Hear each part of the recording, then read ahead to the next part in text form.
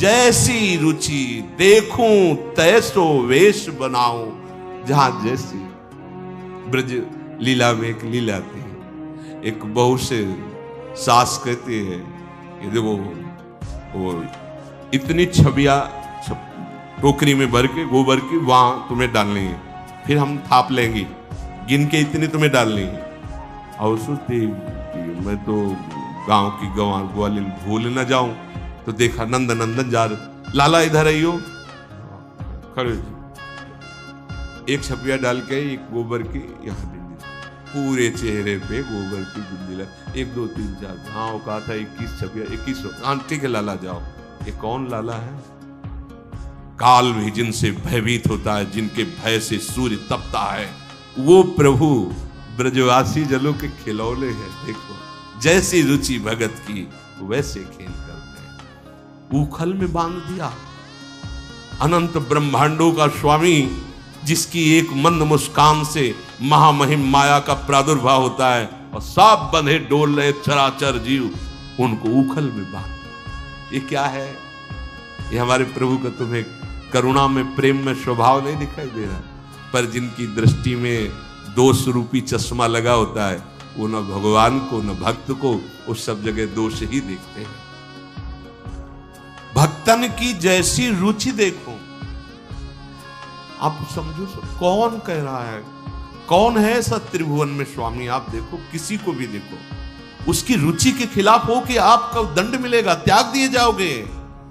लेकिन हमारे स्वामी ऐसे हैं, बहुत बहुत करुणा में, बहुत करुणा में। 4 महीने प्रवर्षण पर्वत पर रहे, एक बार प्रणाम करने सुग्रीव नहीं गए। और उन्हीं सुग्रीव को अयोध्या में भरी सभा में भगवान कहते हैं कि इनके बल से हमने लंका पर विजय प्राप्त की, इनके बल से हम बड़े बड़े संकटों से बचे, पुल बंधवाया, जानकी जी वहां से पधारी, ये जितना कुछ हुआ ये सब कौन कह रहे हैं? भगवान कह रहे हैं। इनके बल से, जो स्वयं अपने भाई के बल से भयभीत होकर प्राण बचाने के लिए भागा घूमता था, कहीं ठौर नहीं थी, उस सुग्रीव को सभा में भगवान अयोध्या में चक्रवर्ती सम्राट पद में, तो भगवान वो कह रहे देखो देखो ये वो हमारे सखा हैं जिनके बाहुबल से हम अनेकों संकटों से पार किए। कोई हमारे प्रभु के स्वभाव को एक बार श्री स्वामी अखंडानंद जी महाराज भाई जी से कहा, कोई एक बात अपने मन की, एक बात। भाई जी के आंसू आ गए। उनका उमा राम स्वभाव जे जाना, ताई भजन तज भावना। एक बात ये चौपाई बोले थे कि उमा राम स्वभाव जे जाना, ताई भजन तज भावना। कैसा स्वभाव? भगतन की जैसी रुचि देखूं तैसो वेश बनाऊं। आप प्रभु को मां माने, जगदम्बा के रूप में दुर्गा, काली, जो रूप, त्रिपुर सुंदरी, ये श्री कृष्ण ही बने हैं। श्री कृष्ण ही। परमहंस जी ने दर्शन किया, रामकृष्ण परमहंस, जो काली वही कृष्ण। जब देखा मां मां, वो बिल्कुल जैसे बच्चा रे, ऐसे परमहंस जी स्वामी रामकृष्ण मां। तो देखा, देखते देखते काली श्री कृष्ण हो गई। देखा श्री कृष्ण काली रूप में, ये देखो मां बन गए ना। जो भाव मेरे भक्तों ने प्रभु के लिए किया, प्राण प्यारे भक्तों ने प्रभु के लिए किया, प्रभु वैसे ही रूप बन गए। तो बहिर्मुख लोग नहीं जानते ना, तो इनके यहाँ तो अरे मेरा स्वामी कितना कृपालु है।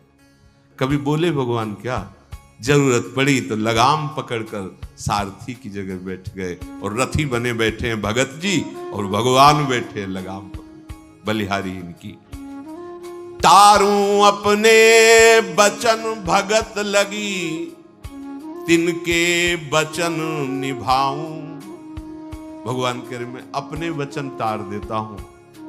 सत्य प्रतिज्ञ भगवान है। प्रभु का स्वभाव है एक शब्द भी कभी मिथ्या करने, क्योंकि सत्य स्वरूप है। भगवान ने वचन दिया था दुर्योधन और अर्जुन के सामने कि मैं एक तरफ रहूंगा, दूसरी तरफ हमारी महान बलशाली नारायणी सेना रहेगी। पर जिधर मैं रहूंगा मैं कोई अस्त्र ग्रहण नहीं करूंगा, बस रहूंगा। दुर्योधन ने कहा मुझे एक अक्षोणी सेना दीजिए। कृतवर्मा से बड़ा बलशाली भगवान का एक परिकर था। भगवान ने एकांत में अर्जुन से कहा तुमने हमें क्यों वरण किया, हम तो कोई अस्त्र शस्त्र ले गए नहीं। तो उनका प्रभु जहां आप हो वहीं विजय है। प्रभु ने प्रण किया थे, सब पूरे वीरों के बीच में पता था कि श्री कृष्ण अस्त्र ग्रहण नहीं करेंगे। दुर्योधन ने जब देखा कि 10,000 महारथी रोज भीष्म जी मार रहे थे, प्रण किया था कि महारथी मारूंगा 10,000, पर पांडवों को नहीं। अवस्था भी आने पर, अवस्था का तात्पर्य कि वो हमारे वध के योग्य वश में भी हो जाएंगे तो भी नहीं मारूंगा। अगर वो सलाह पूछेंगे तो मैं उसी समय उनको बचने की सलाह भी दे दूंगा, क्योंकि वो भी हमारे हैं, पर पक्ष तेरा लूंगा। बहुत बार कहा तो उनका अगर कल मैं जीवित रहा तो कल पांडवों का वध अवश्य हो जाएगा। अब तो भीष्म प्रतिज्ञा, इनके वचन कभी मिथ्या हो ही नहीं सकते। दुर्योधन ने मान लिया कि विजय श्री मेरे चरणों में आ गई।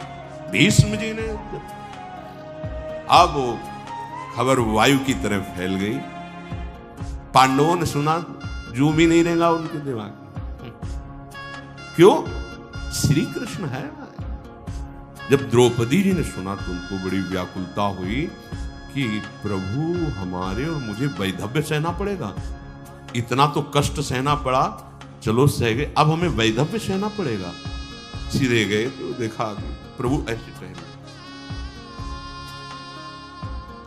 पहले पांडवों से पूछा कि तुम लोग सो रहे हो, तुम्हें पता है भीष्म जी ने क्या कहा? बोले हाँ पता है।